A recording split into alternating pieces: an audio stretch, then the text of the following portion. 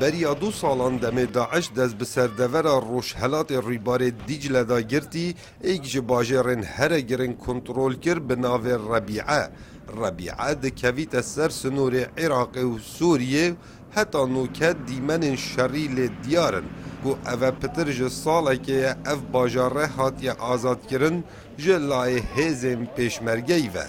خلک ربیعه گلک جیروکن کشتن و سربرین بسر وان هاتینه به دستن چکدارن دولت اسلامی. هو كان بالموصل جو 12 ربعه باوی منو برای من لباجار موصول بون داعش هات او سر باوی بین شکر لبرای من روی نها ام بخير والكاريا خلكي ديجين نجا داعش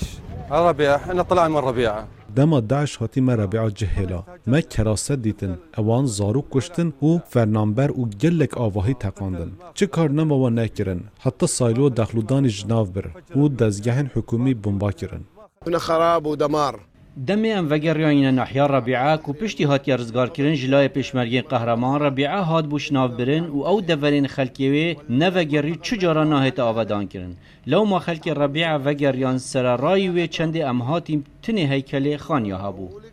اوی گنج هندبینن 6 کز جمال باطوی هاتینه کشتن به دستن چکدارن داعش و هر یک به صدمک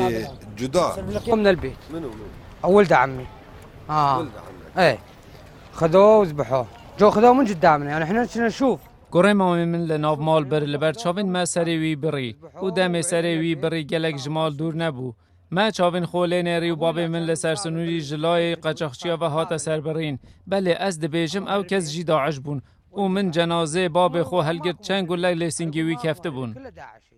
دم جگدارن داعش دست به سر ناحیه ربیعه دا گرتی نبتن زیان مادی هبوینه بلکو گلک زیان گیانی جی هبوینه بو نمونه گلک خیزانان لبرچاوین وان دایو بابن وان هادبون سربرین